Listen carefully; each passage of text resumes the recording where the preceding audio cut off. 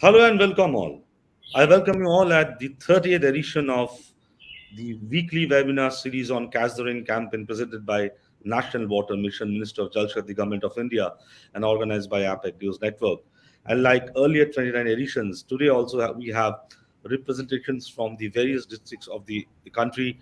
But before I introduce the district administrators, let me first introduce to all of you the keynote speaker and the guide.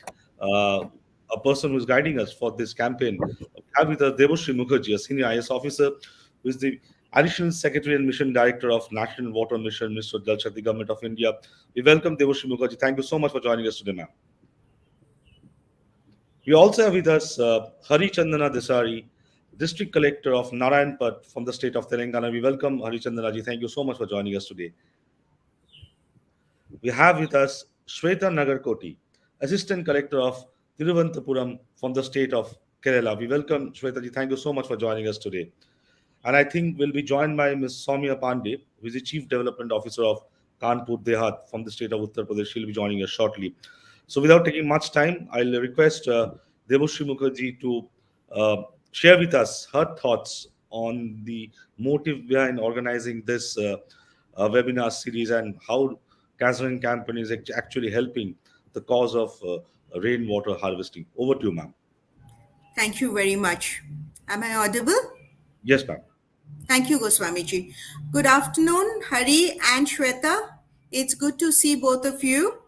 And a good afternoon to all the people who will be watching us this program and who will learn from the experiences of Hari and Shweta. Um, I think we've been saying this again and again, but I think it bears repeating that water management is critical to lives, livelihoods, and development. And we are already seeing issues emerge in our country that come out of poor management of water. I think we are recognizing it more and more now. When I was a district collector or SDM.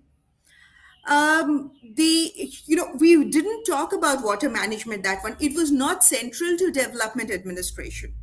But I think it is becoming more central now because we are seeing the impact of not so good management of water. We are seeing the impact also on public health because water management, has not been central to public administration.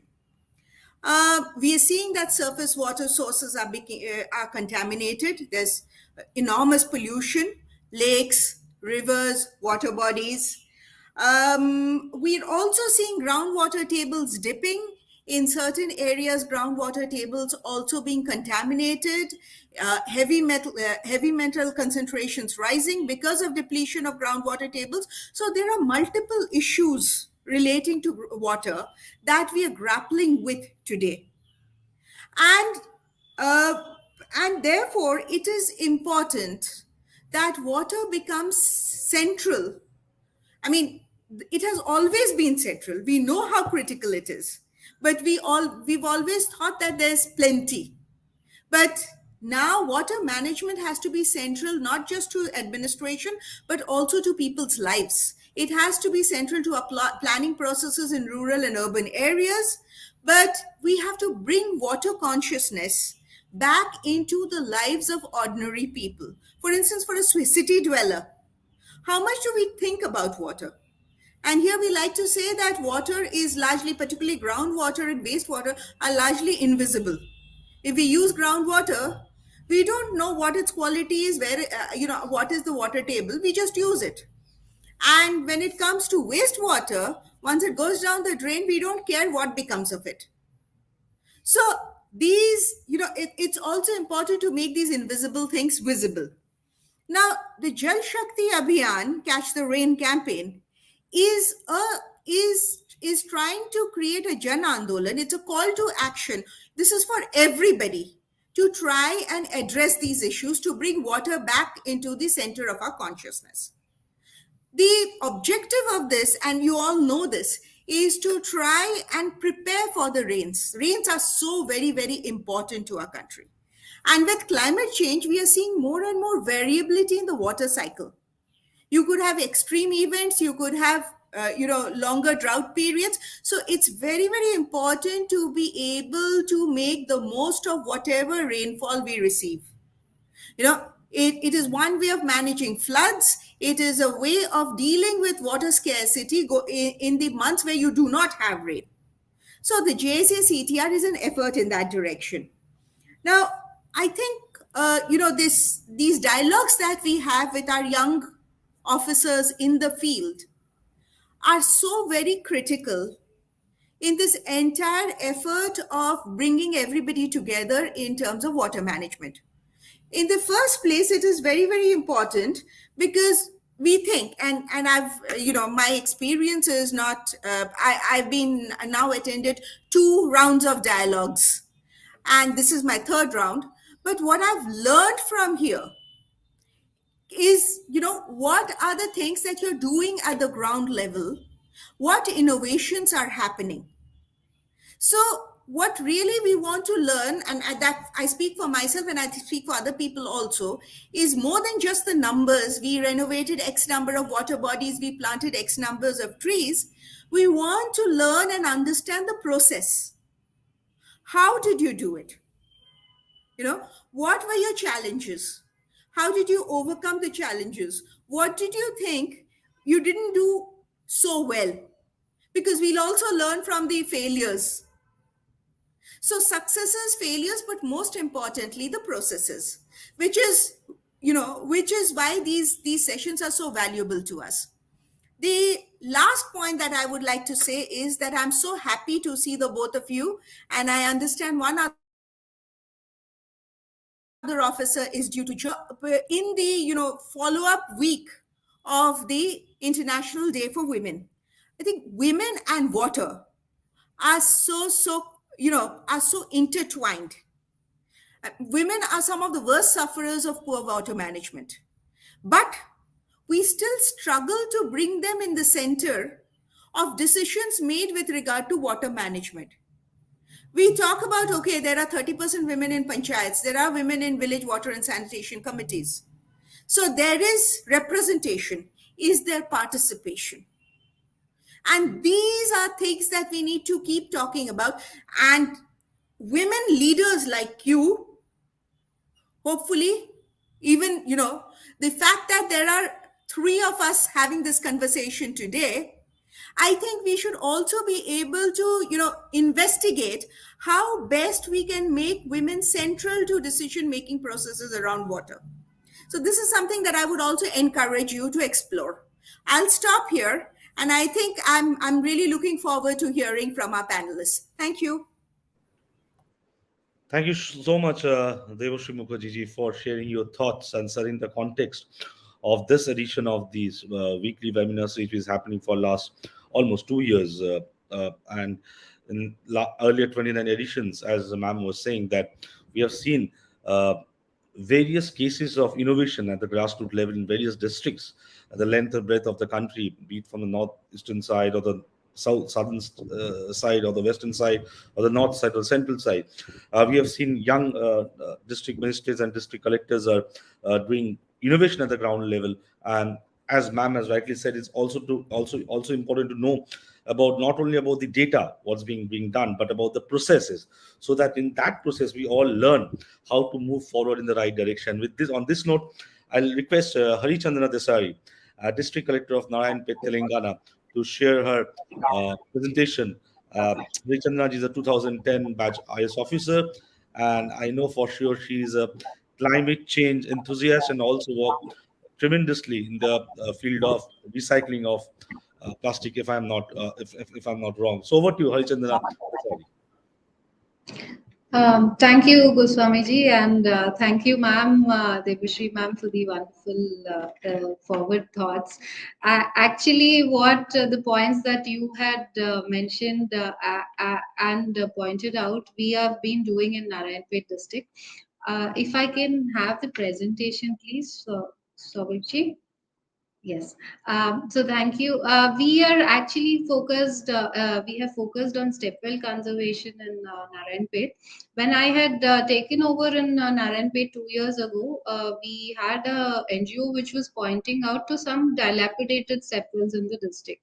So we just decided to do an audit of how many stepwells were there, because as most of you know, Telangana has done wonderfully in water conservation. We have done two major programs, which are Mission Kakatiya and Mission Bhagiratha. So under Mission Kakatiya, we were focused on restoring all the ponds and water structures of the village, and more than 80,000 structures were restored across the state during that phase of water conservation. Also, Mission Bhagiratha is focused on giving piped water to all the households. So once Mission Bhagiratha now is at a stage where it has reached the distant most hamlets of most backward areas of the state. So once it has come up, we realize that the dependence on traditional water structures has come down. People initially used to depend on ponds or bore water or groundwater level structures, or even step wells like these ones that we found in Narayanpet. So they were slowly falling into disrepair. And if we can go to the next slide. Yeah, so this is basically Narayanpet at the bordermost part of Telangana and Karnataka, and we are largely a dry district with very high prevalence of drought and water problems initially. Now with Mission Bhagiratha, it has all vanished, but I still feel that these structures, the step wells, what we had taken up, have contributed to sustaining the water levels of this district. So if you can go to the next slide, please. Yeah, so basically, once we did the survey, firstly, initially there were these beautiful 2, 3 wells that these NGOs found, and they said we have to restore them. But we decided to take up a comprehensive water audit and groundwater structures of the district. And when we did that, we found 197 historic step wells, which were more than 400, 500 years old in this district. So over a time, like I mentioned, these were all falling into disrepair. So we decided to have a unique community-centric approach. We don't need these structures now for water or to meet the current water needs in the people's minds. We do need it for groundwater. These are important sources which are historically they were there, and it was recognized, but we didn't want them to be covered up. And in many places, many villages, many sarpanches were coming to us saying people would fall into these wells, so let us just cover it up. So it was a point at that time when we decided to adopt a new strategy and integrate the community into protecting these step wells. As we know, India, we always have a deep cultural connect and also religious connect in many places to water and water bodies. So where there is no river or there is no pond, these step wells would be the cultural points. So that is the point that which we sought to revive and which we sought to propagate, to see that these step wells continue. So if we go to the next slide. So basically, this is like ma'am was saying, you wanted to know the process of what we had done. So we started out with a topographical field survey and a landscape survey of all the water bodies in the district, and then we classified all of them, and then we classified them into ponds, lakes, natural, man-made. All these categorization was done, and we had a database for the district in the first place. So we developed a database of what are the water systems that we have. In the later slides, I will show you as to what are the water bodies we could cover. Can we go to the next slide, please? Next slide. Yeah. So sorry, the back. the slide at the back. It's better if I had shared it, but anyway. This is what we did. We also did a physical digital visualization, and the resources provided by the Jal Shakti Ministry were very helpful in this. We had done GIS mapping also based on the resources provided by the Jal Shakti Ministry on this, and we incorporated all of this data, and then we also got in a few structural archaeological help from the archaeology department, the state archaeology department, and also the structural conservation architects. We got them on board. They're called the Rainwater Project. They work primarily in Telangana, so we've got them together, and we also categorize the structure because some of the wells were not structurally stable. Also, they were falling on themselves, so we had to restore it from the historical point of view. So we did all this, and we also compiled the rainfall data across the district, and then that was our beginning point. So after that, we set about trying to have community dialogues. We started involving women, school children, and also primarily the local leaders.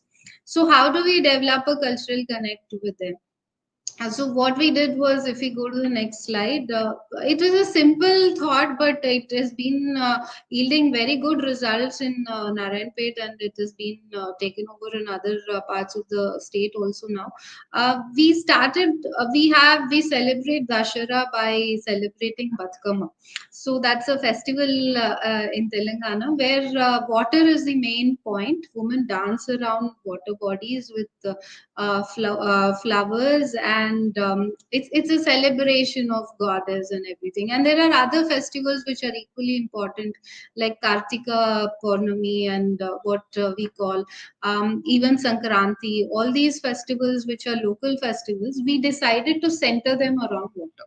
So celebration is always a point where people come together and people try to own up to the resource. So once we say it's a temple or it's a culturally important place, people themselves started protecting it. So in the first phase, we did 5 wells where the district administration was fully involved, and we handheld the panchayats or the municipalities, and we restored those 5 step wells first.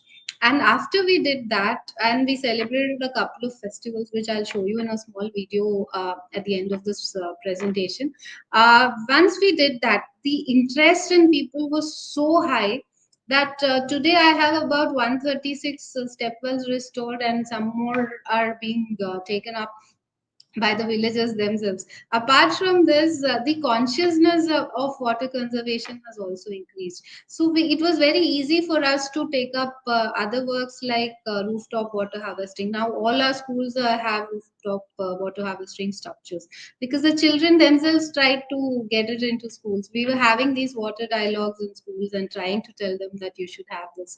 So that happened, and then a lot of farmers came forward for farm ponds and other structures that we gave through NRDGS and other programs.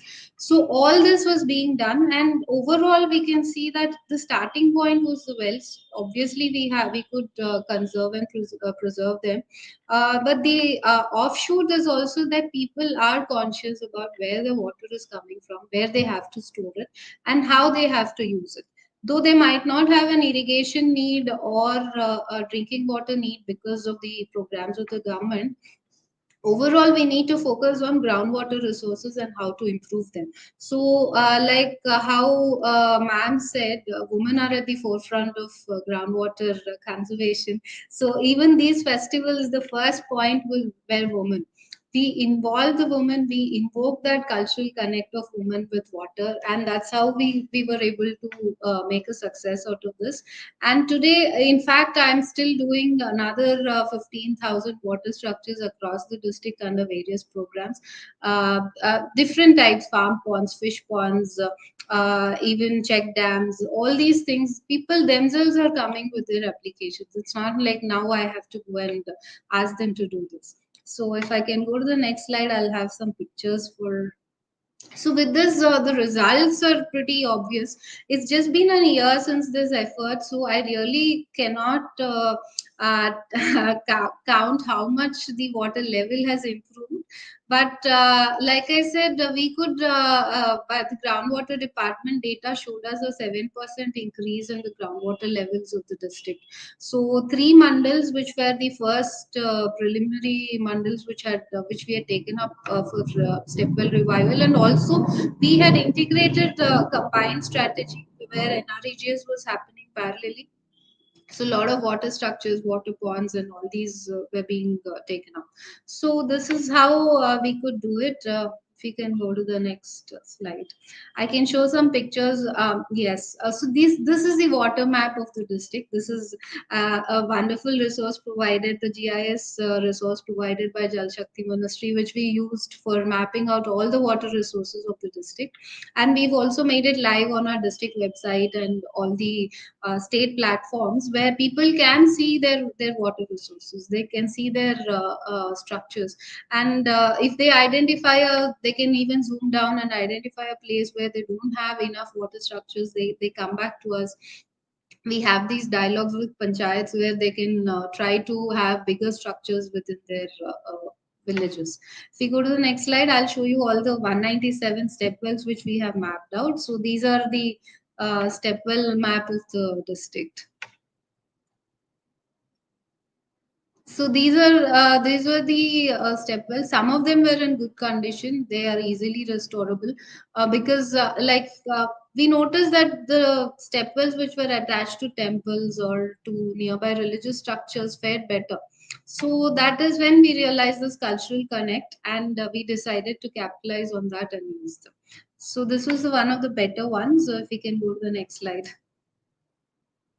So this were the condition. There were a lot of sewer flowing into these step wells, and they were in a very pretty bad shape before we started restoring them. So these are all the before pictures. Can we move ahead? So this is another one.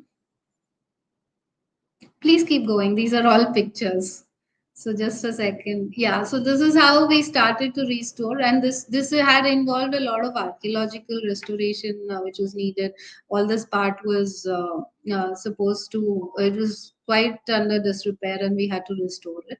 Can we go ahead? So this is how we got the community together, primarily all the community, all the officers. We were going down to the site and we were trying to work out on them. Can we go to the next one, please? Yeah, we can move.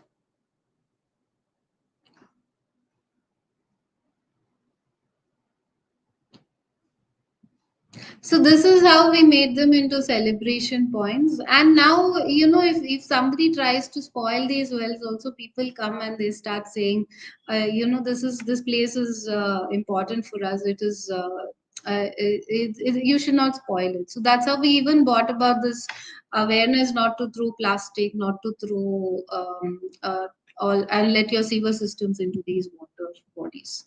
Can we go to the next one? So this is Batkama. This is how we celebrated it. So please go to the next one.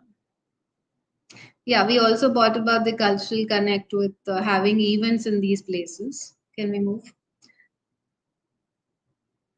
If you can play the video, please. I think with that, I'll close my presentation. So that is what we did, and thank you.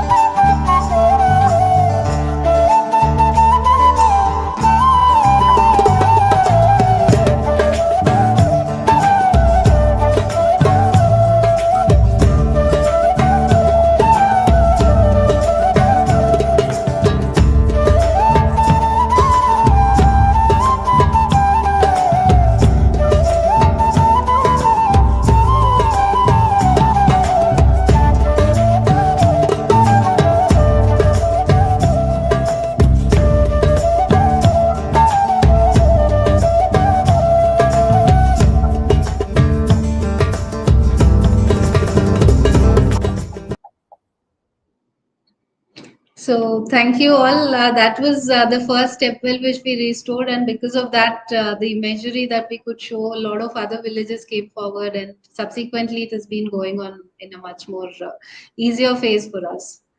Thank you for providing me this opportunity. Thank you so much. Thank you so much, Harichandran Desai, for an interesting and insightful presentation, and I must say a colorful presentation. But that also capture the mood and the way you have restored the water bodies in your district. As Devashri ma'am was saying at the very beginning, that livelihood and engagement of women, especially for the water conservation, it is so important. And this Harichandra Desari's presentation actually shows why it is important to take women participation and community participation to make the water conservation a success. Thank you so much, Harichandra Desari. With this, we move to other part of the southern India, from the state of Telangana to the state of Kerala, God's own country. We have a young IS officer with us, Shweta Nagarkoti, Assistant Collector of Thiruvananthapuram. We welcome Shweta ji. Thank you so much for joining us today. Over to you for your presentation. Good afternoon to all the seniors and everybody else who can hear me. I'm Shweta Nagarkoti, IAS 2020 batch, currently posted as the Assistant Collector of Thiruvananthapuram. Thiruvananthapuram has won. Oh, before starting my PPT, I would like to take the permission to share the screen, if I may.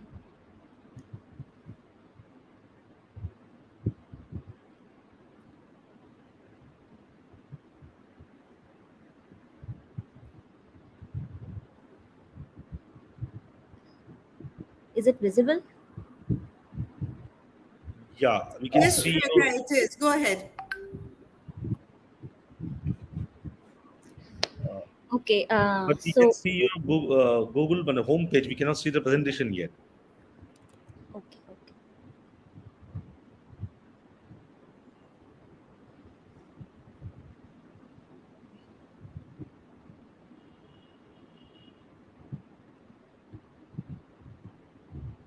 Is it visible now? Just wait. I think it's coming. Yeah. Now you just put it on full screen mode. Yeah, it's there. Okay. So Thiruvananthapuram has won the award of the best district for its water sector initiative in the southern zone very recently, and it had been a big motivator for all the people who have worked really hard in doing all these initiatives. Thiruvananthapuram, being the second most populated district of the state, has been facing the problems related to the pollution in the water bodies and the depletion of the groundwater level. So after which we've started to take these initiatives, which I'll be talking about in the next slides. So before starting, I would like to give a brief overview of Thiruvananthapuram district. We, as I said, are the second most populated district with 3.3 million population, I think, which has now been increased to 4 million. The density is quite high, especially in the corporation area, and we have 4 municipalities and 73 panchayats. The major source of water for the district is the rainfall, and we receive about 1827 mm of total annual rainfall. We have 3 dams, namely Neyyar, Pepara, and Aruvikara. Pepara and Aruvikara are comparatively smaller dams, and they are mainly used for supplying the water in the district, while Neyyar is used for the irrigation purpose. The major sources of water are from the river, that are Neyyar, Karmana, and Vamanapuram river. And it being God's own country, we have some tourist spots also, like Ponmudi Veli Akulam. This is the map of Thiruvananthapuram. We are the southernmost district, and we have 6 taluks: Varkala, Chirankir, Thiruvananthapuram, Neyatinkara, Katakada, and Nirumangar. So Katakada was the block which had been inspiration for the other blocks also, other taluks also. It started with its initiative called Jal Samruddhi some years back, which worked upon the water conservation initiatives, and through that, I think all the other districts, all the other taluks got inspired, and we started the entire process of water conservation. These are the initiatives that has been taken by Trivandrum district, which made us, I think, win the award in the southern zone. I will be talking about each one of these pointers in the next slides. So we'll start with protection and conservation of water resources. there are some pictures which are shown where the Manrega workers are laying down the geotextile membranes to preserve the banks of the river and the stream. I will be talking about the entire geotextile membrane laying in the coming slide. And as I spoke initially, that the problem of pollution is there in the district, so it becomes very important to check the quality of the river water. So we have been monitoring the quality of the river water so as to check whether it is fit for the aquatic ecosystem as well as for the general public. The desilting, regular desilting is also undertaken to maintain the flow of the river and keep up with the hydraulic pressure of the river. Simultaneously, we are also developing the tributaries. So basically what we are doing is we are constructing an infrastructure around the river which can connect the river with the artificial pits, and we will fill the water in those artificial pits, which can then be transferred to the wells and the pipelines, which and bringing the water near to the doorstep of the public. Until now, with the help of Manrega, we have protected 52,700 meters of banks of river, brooks, and streams. And through about 2073 initiative, we have renewed 1,481 kilometers of streams and brooks. We've also renovated our traditional water bodies, and currently we are undergoing 4,745 projects in the category of water conservation and water harvesting works.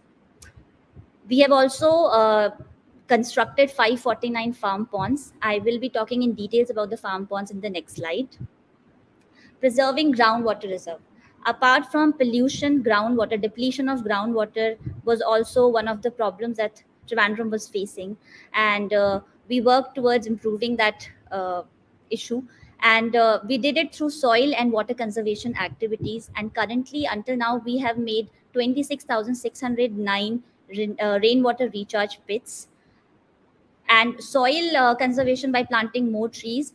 For example, in this we have mentioned about 22,500 coconut trees that we've planted. So the basin of the coconut tree works as a water harvesting pit. So whenever rain falls, the pit gets filled with the water and it percolates the water and recharges the groundwater. And through that process, every year, during every rainfall, we are able to percolate about 1 crore 12 lakh 50,000 liters of water. And this planting of trees was done under Harita Kerala Mission Initiative. Another Harita Kerala Mission Initiative in which we have developed 83 hectares of grassland, which helped in slowing down the rainwater runoff, which not only prevented the soil erosion but also recharged the groundwater.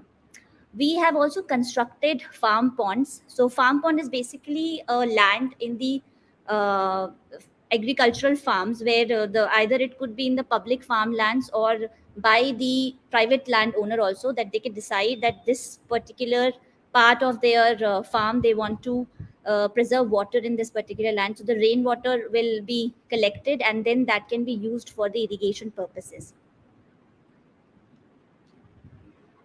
We have also created artificial recharge structure and maintaining the existing recharge system. In the picture, you can see that there is a water flowing recharge pit. So this recharge pit has been artificially created.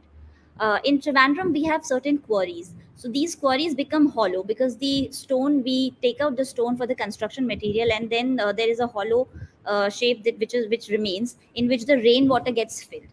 And if that rainwater becomes unutilized and we are not using it, then it becomes a breeding ground for mosquitoes. So it is very important that we are using this water. So as you can see in the picture of the abandoned quarry near Tinkara Taluk, you will see some pipes. So through these pipes, we are connecting the abandoned quarry with the artificial pits, and we are transferring the water from the quarry to the pits.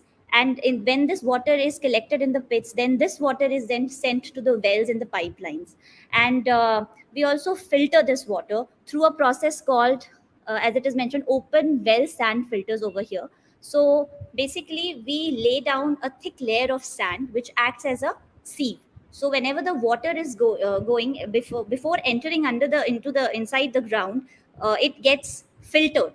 So the groundwater that is getting recharged is the filtered groundwater. And in the wells also, so around the well, we will put up this layer of sand, And if at all, like the rainwater or even these recharge pits, so whenever we are sending the water from the recharge pit, it will first enter into that sand, it will get filtered, and then will enter into inside the ground. The next is the micro irrigation processes. So irrigation through drip irrigation and sprinkler irrigation is also being promoted in the city area especially. So we are starting from horticulture and floriculture, where we are using the drip irrigation and sprinkler irrigation methods.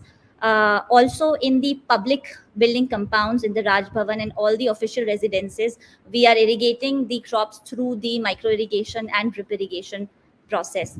Whatever fresh vegetables, I mean, there are some village offices here in Trivandrum where the village officers have, sowed some vegetables. They're growing their own vegetables and they're irrigating it through the drip irrigation and sprinkler irrigation methods. These fresh vegetables are then consumed either by the staff, and they even sell it outside to the general public. To the farmers, we are in the process of spreading the awareness so that they also uh, take up the irrigation methods like drip and sprinkler irrigations. Rooftop rainwater harvesting, it is one of the very common phenomenon here in Trivandrum, especially in the public buildings and in the schools. Currently, we have 358 rainwater harvesting structures, which has the capacity to store 10,000 liter of water. This water is then transferred to the recharging wells, and from there, the water can be used by the community for their domestic purposes.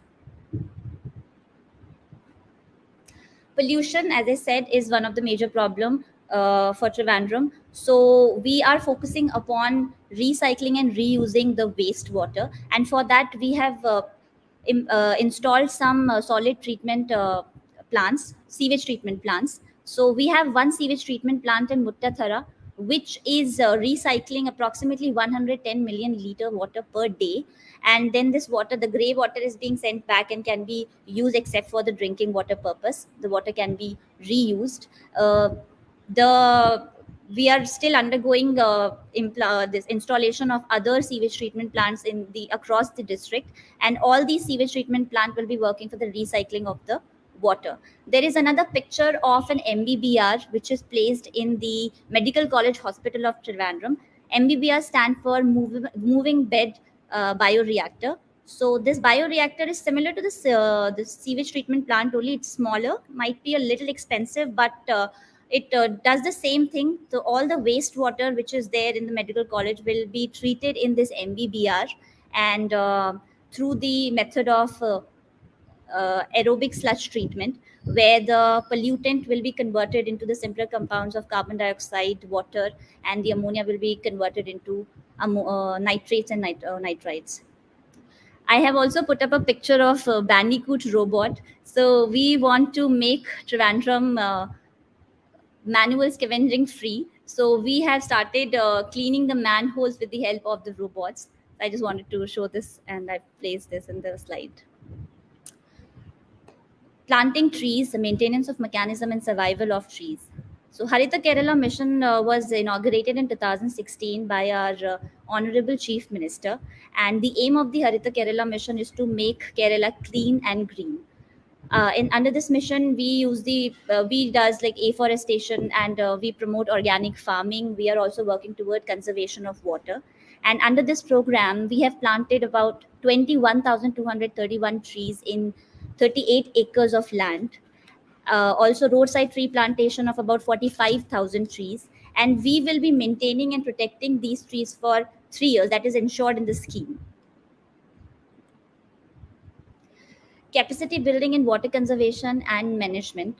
So as I said that in Katakada, the project Jal Samruddhi started, which inspired all the other taluks. So this geotextile protection was started in the Jal Samruddhi project only. Rather than putting up the concrete structure, we are putting the geotextile. This geotextile is made up of coir. So we are putting it, laying it over the banks of the river channels and streams, and we will be planting grasses over it. So it will make these beds more robust, and it is the more eco-friendly way of conserving the water bodies. Also, we are continuously spreading the awareness among the community and the different stakeholders.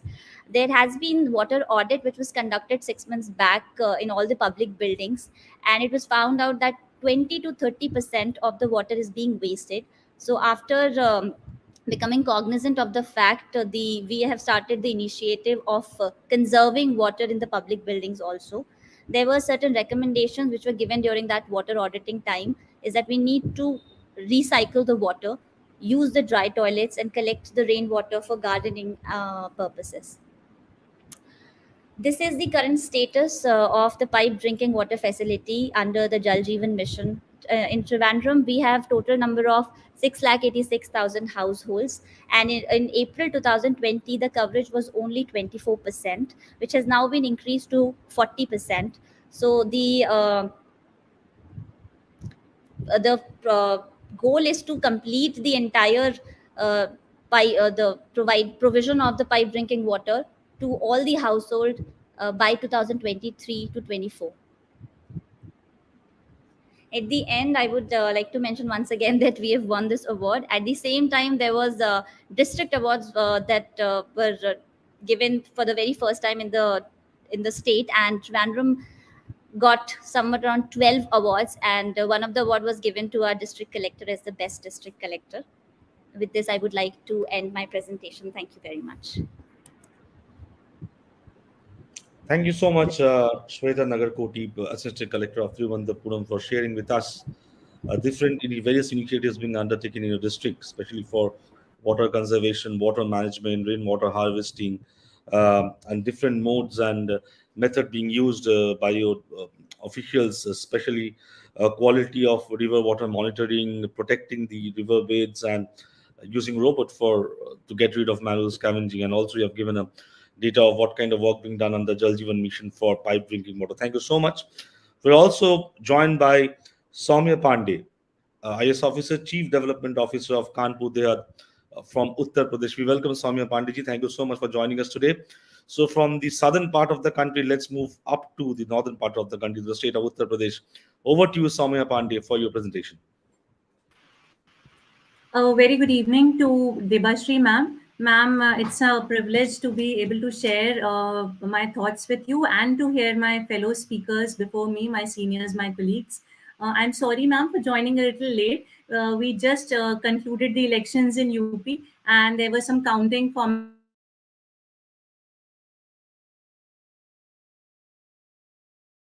formalities and papers that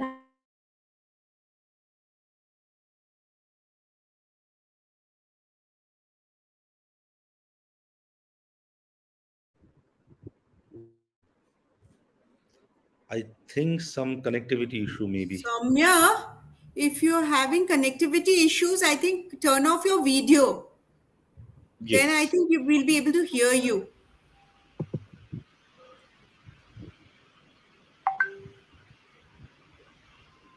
ma'am, am I audible? You're audible. Yeah. But if you keep having connectivity issues, then maybe just turn off your video. Right, ma'am, I'll do that.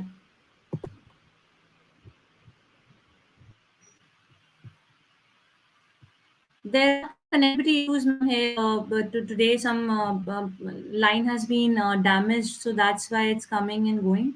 I'll share my presentation if Mr. Goswami can confirm if it is visible.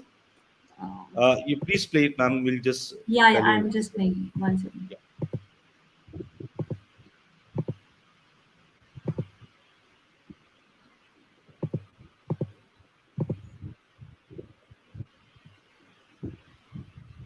Yeah, it's there. It's there on screen. Okay. Yeah. It came, it gone, ma'am. Can we again play it? Yeah, please? is it visible now?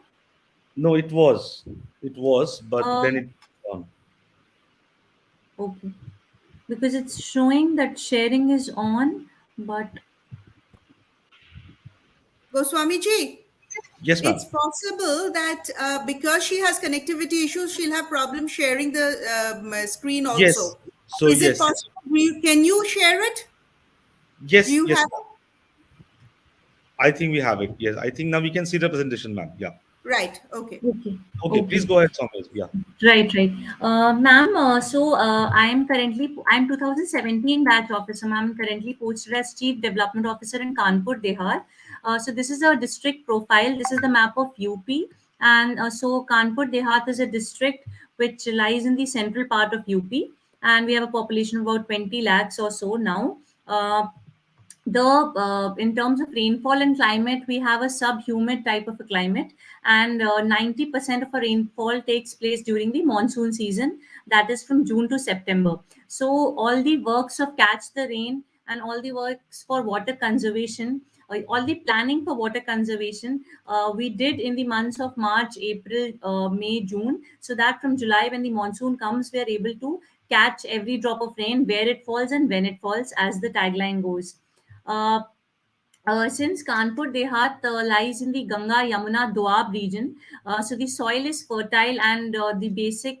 So, ma'am, basically, the district in which I am sitting is primarily an agricultural district. We have 618 gram panchayats and about 1022 villages. So there is very, very little town area or district area in terms of city area.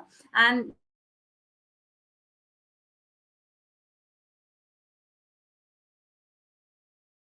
so the soil that is ooder. So that leads to a lot of sometimes fertility issues, and sometimes growing of rich crops is not that easy air for the farmers.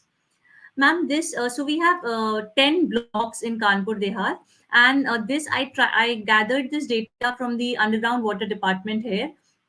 The in which it is shown the pre-monsoon and the post-monsoon over the past few years has been shown. So this data, when I analyzed this data for the first time, I we made this table, and we actually, I'll show you this map, ma'am, in which we analyzed which are the semi-critical blocks. So the whole, like we know, ma'am, in underground water terminology, either it is exploited, overexploited, critical, semi-critical, or normal, or safe. So in our district, the 4 blocks that are shown in yellow color are semi-critical blocks, in which the exploitation rate of underground water is more than 75%. So when Catch the Rain Abhiyan came, and when we started thinking about water conservation as in a mission mode, we thought to we had made a plan to phase it out, focusing first on the semi-critical blocks and then spreading it out to the other blocks. So most of our initiatives that we took under Catch the Rain were majorly focused in these 4 blocks, which were our semi-critical blocks, and in a general way focused over all over the district. So this was the analysis that the 4 semi-critical blocks, the Catch the Rain Abhiyan and National Water Mission, were much needed, and we tried to make it a people's movement, or the Jan Sahbhagita. So we tried to converge the various water-related schemes that are going on under different departments under the umbrella of National Water Mission, and we tried to involve the villagers as much as possible. On the right side, ma'am, I've shown the strategy that we used. So number one and the most important was social asset creation, that was primarily fueled by Narega. So under Narega, construction of assets, like ponds and like check dams, etc., which were permissible under Narega, that gave us twin benefits. Number one was employment to local villagers or the generation of man-days, and number two was social asset creation, and of course, multiplying into water conservation. There are many other departments in UP, ma'am, which look after water. So we tried to, I personally called a meeting of all the departments which are looking after water in one way or the other, and we try to find out what all convergence is possible among all those departments. I'll just show in the next slide which were the departments that we converged. Coming on to the next point was, after Narega, we went for rainwater harvesting. Rainwater harvesting was not only rooftop, but also surface storage, subsurface storage, and a combination of surface and subsurface. And then third and the most important was intensive triggering. Just like in the Swachh Bharat mission, we had witnessed behavioral change in the mindset of people to go for ODF. Similarly, we took CTR in terms of behavioral change and intensive triggering, and thus focused on IEC involving the local villagers. I will start with this. I'll come to this later, ma'am. I'll first want to show the departments that are there in UP. So when I joined at the post of CDO last year, I was very confused on what all departments, because there are multiple departments dealing with water, underground water, groundwater, etc. So I tried to chalk down what are all the departments that look after, and I tried to make a summary. So there's this Laghu Sichai or minor irrigation, which looks after check dam construction and talabon ka जीर्णोद्धार or rejuvenation of ponds.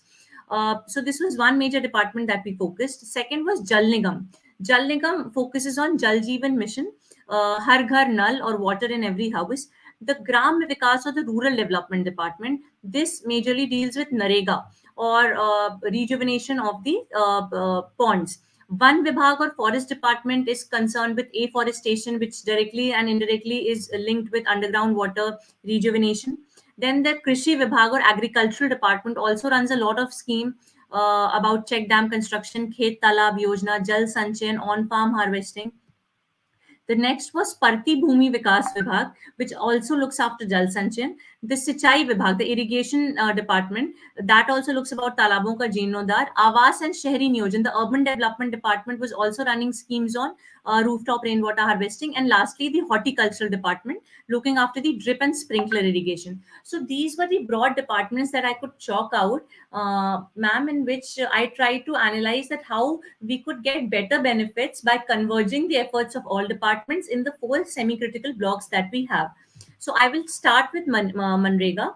Like I said, ma'am, we focused on productive employment, asset creation, women empowerment. We particularly focused on the fact that most of the labor goes to the women, because women are the ones who are at the most disadvantaged positions, though they are the ones who have to walk long distances still to collect water and from wells, from hand pumps, and therefore they are the ones that we should target as our most important beneficiaries. And of course, water conservation. So, ma'am, just to give in terms of figures, we created about 2 lakh mandates, and in the category of water conservation and rainwater harvesting, so this is the CIB board or the Citizen Information Board. We focused on creation of as many talabs as possible in the villages. Then there was rejuvenation of traditional and other water bodies. So we tried to find out areas where there were traditional wells, where there were traditional step tanks, and we took meetings of Gram Sabhas, took ideas from them only, and then we tried to focus on the rejuvenation of traditional water bodies. Reuse and recharge structures, we took it as an abhiyan that every hand pump will have a soak pit so that no drop of water is wasted. So in this way we converged it with the Panchayati Raj. So in Panchayati Raj there was this Swachhata Abhiyan, Swachhata Sarvekshan going on. In that also we had to make soak pits, recharge pits, NEDEP compost pits. So we converged it with the Panchayati Raj, and we almost saturated our hand pumps and our villages with soak pits and NEDEP compost pits. Watershed development, these are some of the examples of soak pits that we made, and wherever watershed structures were there we tried to develop, and in each of them we created over 1 lakh mandates, and still the work is going on. We've achieved 98% of our mandates only through water conservation works in the last financial year, ma'am. Intensive afforestation. So there was under the Honorable Chief Minister of UP, there was this abhiyan of 5 crore plantations, and by the Forest Department. So we converged it with the Narega. We use our Narega laborers, we use our Narega women laborers, we used our Narega women Mahila mates to go for intensive afforestation, and we focused more on the survival rate of the trees. So what was happening, a lot of trees were being planted but they didn't survive because of lack of care. So this time we took help of tree guards, we took help of fencing, so that they're not damaged by stray animals, they're not damaged by natural calamities. So we tried to focus more on the survival. We also started one initiative, One Child One Tree initiative, in which we tried to give children of that village ownership of the trees. So we put small boards of names of the children nearby the trees, so that they have an ownership. Every day when they go to school, they pass through the trees, they water the trees, and they take care of the trees. So we try to inculcate that also for the survival factor. So talab and ponds, ma'am. So what we found when we looked at the khatoni or the land records of our villages, that there were about 70% of our area which was registered as ponds on land records was actually encroached, and now there was construction on that. So we'll soon reach a time where we'll say that once upon a time there were ponds. So in this, we carried out a massive IEC, and we carried out massive de-encroachment activities with the help of revenue department. So here there was convergence of revenue department and Gram Panchayat, and also Swachh Bharat Mission, in which we were focusing on construction of WSP or waste stabilization ponds. So three departments we converged, and we tried to remove the encroachment time. We tried to regain its structure to its original pond-like structure. I'll just show some examples of before and after pictures. These are our villages. For example, this is one village, Josar Veer Singhpur in Vikaskhand or block Sarvankheda. So before there was this plain land, and then we converted into so it was registered as talab in the revenue records, but on on ground there was this agricultural this thing going on. So we restored it to its original structure. Again, this is Gram Panchayat Lakshmanpur Pilak. These are some of the pictures in which we restored the land which was erstwhile talab into its original structure, so that in monsoon it is filled with water and can be used for various purposes. Again, this was a huge claim. And, this is Gram Panchayat Kishanpur, in which this structure was lying very unattended. With the help of villagers and with the help of Jan Sahyog, we converted it into a beautiful pond. We will further work upon it with the help of CSR and NREGA for rejuvenation and beautification of this pond. Again, ma'am, these are all the real time examples of before and after pictures of our villages in which we converted it into ponds. Ma'am, talking about the historical structures in Kanpur Dehat, we have a very big structure called the Bhogi Sagar Talab with with an area of 8.2 hectares and a capacity of almost 136,000 meter cube per year. So it has a capacity of 2.76 hectare meter of recharge of rainwater. This structure, as of now, it is lying barren. So we've taken up a project with the help of CSR, in which, ma'am, we are trying to develop it as a tourist spot, as a Bhogi Sagar tourist spot, and we are using NREGA laborers, which will provide employment. It will also boost our local economy. Of course, it will lead to tourism, irrigation and water conservation in the nearby area. The whole project costs about 2 crore 50 lakhs, because, ma'am, we don't have any particular this thing sanctioned for this project. We've requested the tourism department also to sanction some funds, but as of now we've started work with the help of corporate social responsibility, that is CSR, with the help of local factories here. The minor irrigation department, we've constructed check dams, ma'am. So the Gauri Bagpur check dam in Metha, the Derapur check dam. So these are check dams that has been constructed with the help of minor irrigation department. Rooftop rainwater harvesting is an age-old concept, ma'am, but it was hugely neglected here because it was not focused on in a mission mode in this district. So, ma'am, what we made a plan to cover, first of all the government buildings, all the tehsils, all the blocks, all the police thanas, the government schools, Anganwadis, the Pradhan Mantri Awas and the Mukhyamantri Awas that we give to the Labhartis. So for that, we've tried to use the Gram Panchayat funds, and we've tried to make it mandatory that any structure that is constructed using government funds has to mandatorily have a rooftop rainwater harvesting structure on it. And we've also asked for funds, but till the time we are getting funds, we are using the local Gram Panchayat funds for constructing the rooftop rainwater harvesting structure. Apart from this, ma'am, we've also made a sort of a policy that we have big factories here in Kanpur Dehat of Amul, of Nerolac paints, and many others, of leather industries, of edible food industries, of packaging industries. So whenever they are given an NOC of using the underground water, we've mandatorily made it a point that they will also develop a pond, develop a storage pit for conserving rainwater. So, ma'am, that was what I wanted to show in the beginning. I'll just show some photos of the structures that are being built by the private companies here. So, ma'am, this is by Amul. Amul factory has constructed this recharge underground water in lieu of the NOC that it has got for using the underground water. Again, this is by the Nerolac company, ma'am. They've made an artificial recharge structure for recharging the water. So these are some examples. There's also one by the Kanpur Edibles. They've made an rainwater harvesting structure under the Groundwater Act. So this was one thing that we tried to involve the private sector also to help in our efforts of catch the rain.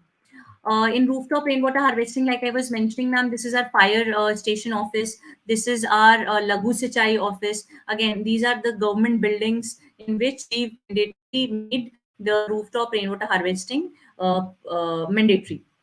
Last point was Jan Sahbagita, which is the most pivotal point for any movement to succeed. So we've carried out intensive IEC with the help of Nehru Yuva Kendra, the NCC, NSS, school, colleges, children, the Yuvak Mangal Dal, and the NGOs. So this the regular launching events, pamphlet distributions, poster distribution, gram sabha, oath taking, quiz competitions, nukkar nataks, and this has led to a lot of tangible outcomes, because when we now go to the gram panchayats, there is an awareness. I can see a perceptible change in people's thinking that yes, water is important and every drop of water can be and should be conserved for our future generations. These are the activities of IEC, ma'am, that have been carried out in Kanpur Dehat. A lot of paintings have been done in all the gram panchayats in which the importance of Jal Sanrakshan has been highlighted to the people. Posters, banners, knowledge competitions, and of course the media coverage, ma'am.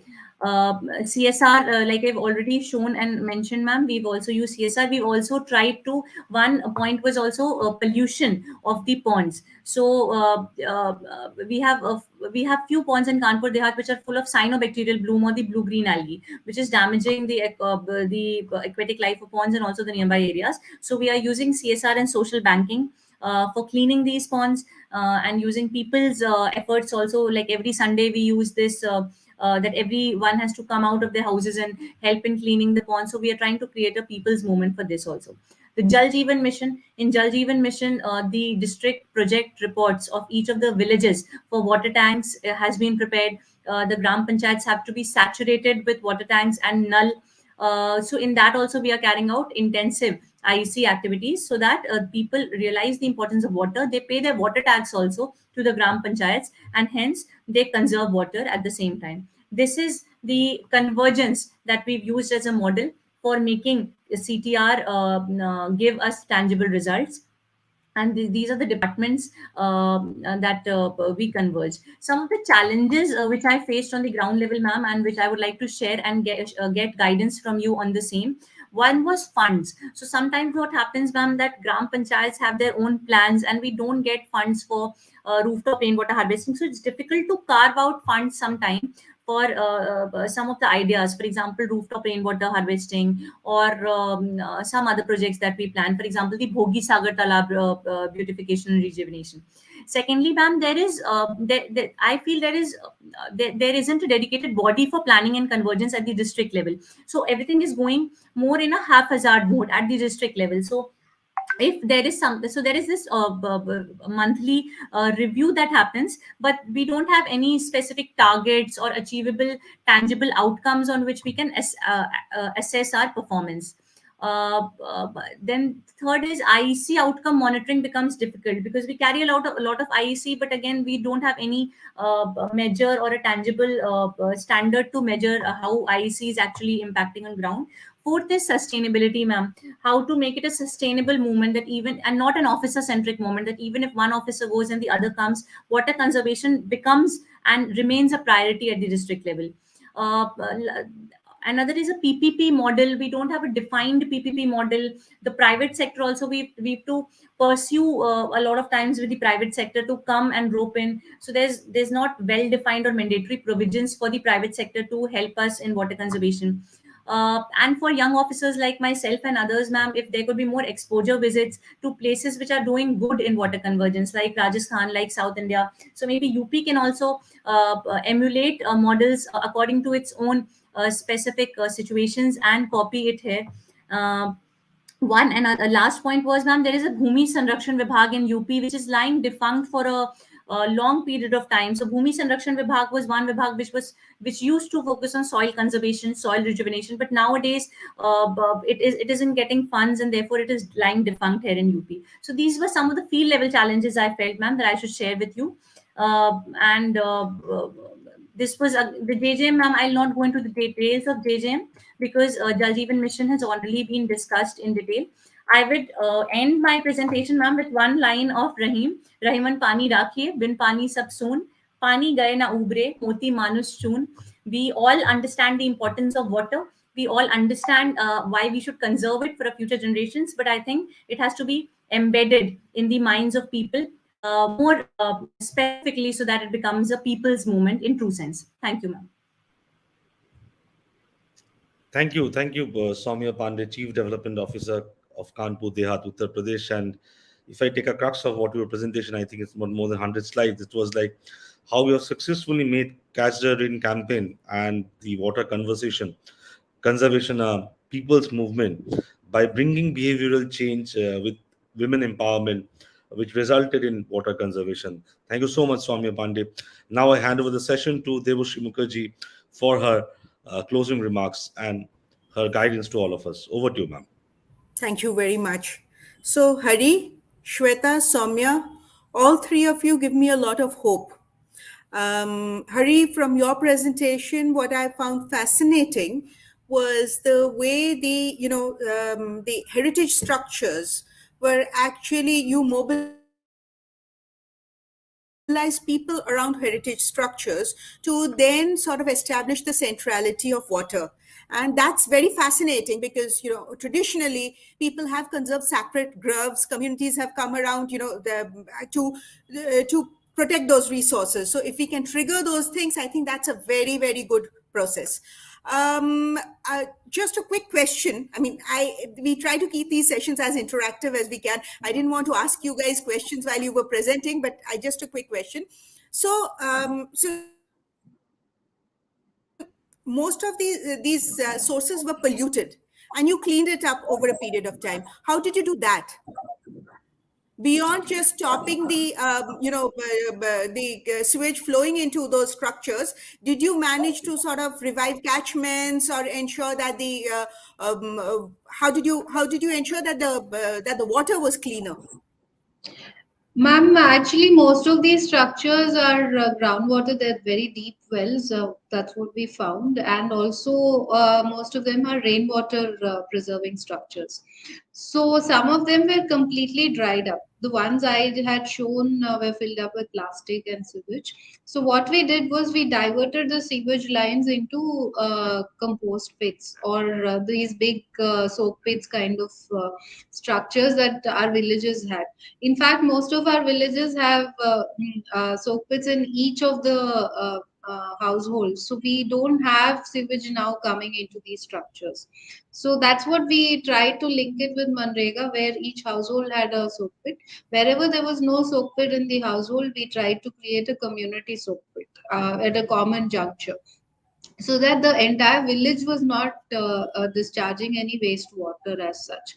So this is the first step, and what we did was we also identified any wrong inlet points into these step wells, and we stopped them. And in fact, we tried to recharge them with the last rains. In fact, did the job for us. This is actually catching the rain in all these structures. So once we cleaned up all the debris and the silt from these structures, the rainwater filled it up, and they are maintaining the stable levels because of that. So that is primarily what we've done. Fascinating. Thank you. Shweta, again, excellent. And obviously, Thiruvananthapuram is one of the foremost districts in terms of water management. But, the sheer volume of work that you people have done.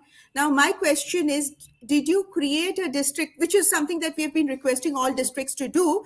Have you created a district water recharge and conservation plan? And are all these activities a part of this plan? Is that how you're doing it? Ma'am, we have created that, yes, and also because Kerala has this very beautifully, like we have decentralized all the responsibilities. So panchayats and municipalities, they have also sent their staffs, and we all are working together in regarding all these things. Okay, we'll follow this up some more. Yes. Soumya, again, one of the most interesting things and something that really resonated with me, that this thing about mapping the departments that work on water, because we were talking to a lot of state governments on water use efficiency, and we were trying to bring out the best practices, what have states done, so that we could learn and share those practices. Now, depending on which the coordinating department was, so if water resources is coordinating, then they won't. And let's say the state of Orissa has done excellent work on water use efficiency in terms of in urban water supply.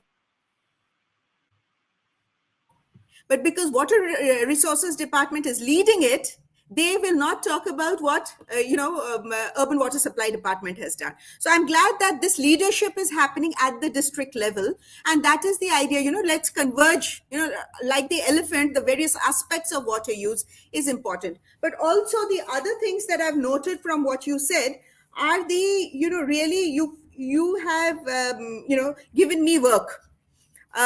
So in terms of a framework to assess the progress of efforts, effectiveness of IEC PPP network, exposure visits, and the Bhumi Sanrakshan, all these points are very relevant points. I think we will have a separate conversation, and at the National Water Mission we will do some homework and try and see how we can help better to address these issues. In terms of the Bhumi Sanrakshan Vibhag, the Department of Land Resources has just got their PM KSY cabinet approval. So I think now the Bhumi Sanrakshan Vibhag can start sending projects to Government of India, so they will have more work and more resources now. But Right. I will come back to you on a one-on-one basis, because the points that you have made are very, very important, and we will try and see how we can frame some things that we can share across districts. Thank you, ma'am. But thank you very much. It's been I have learned from all of you, so thanks, all three of you. Thank you, ma'am. Thank you so much. Thank you so much, Devashri Mukherjee ma'am, and the district collectors, district administrators from the state of Telangana, Kerala, and Uttar Pradesh. And as Soumya Pandey was giving her presentation, in her last slide, she mentioned about that if we can have some exposure visit so that we can share the best practices. And when we envisaged this webinar series almost 1.5 years back, and also Devashri madam, once she was here, we said that the aim of this webinar series is to share the best practices of the various districts so that knowledge sharing can happen, and accordingly future steps can be taken, keeping in mind those realities and those best practices. Thank you so much, all of you. Do join us for the 31st edition next Saturday of this weekly webinar series. And before we end, as Devashri Mukherjee has said in the beginning, that we have just celebrated the International Women's Day, and women and water is so important. So let's end on this note, where we say that everybody says women are like water. I think it's because water is the source of life, and it adapts itself to its environment. Like women, water also gives of itself wherever it goes to nurture life. So let's all of us do our bit to save water and to make a better future. Thank you so much. Take care. Goodbye. Do join us for the 31st edition of weekly webinar series on Kaz the Rain campaign. Thank you, ma'am. Thank you so much, ma'am.